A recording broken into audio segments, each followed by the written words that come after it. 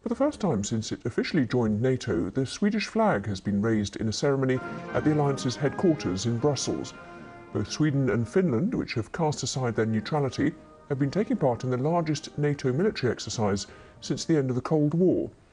All this amid warnings of a renewed threat to Europe from Russia following its full-scale invasion of Ukraine. Jonathan Beale reports from the Arctic Circle. NATO says it's a bulwark for peace, but it's preparing for war. This just part of its massive military exercise taking place right across Europe. And with newest members, Sweden and Finland, in no doubt as to why they've joined. Being alone against Russia is like, why take that risk when you can join NATO? I personally feel a lot safer because now we have allies to depend on. In this scenario, they've come to defend northern Norway after it's been invaded.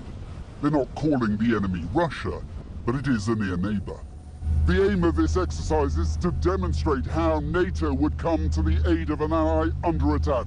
It is the very principle of the alliance. An attack on one is an attack on all.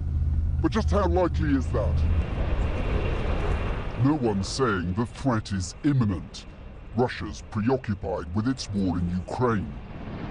But it is Moscow's aggression that's sounding the alarm. The important thing is, it's not if they will reinforce themselves, it's how long will it take. You're sure Russia is a threat?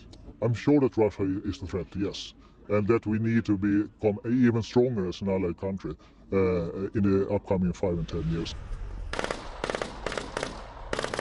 It's those living closest who are most aware of the threat.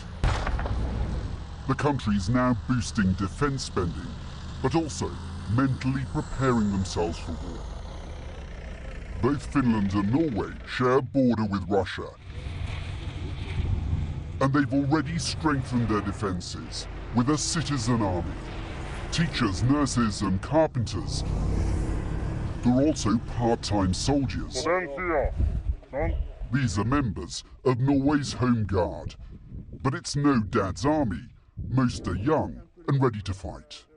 You know, in World War II, this county was burned down, the whole county. So my grandparents, everyone, they had to flee. And yeah, so if that's my option, or just stay here and fight and do something I'm trained for, I'd rather stay here and fight, yeah. I look at the newspaper more often now than I did before, just to see if there's something that's happened, or yeah, especially with Russia.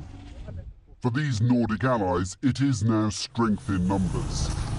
But for Russia, it's the mother of all unintended consequences. More NATO on its border. Jonathan Beale, BBC News, the Arctic Circle.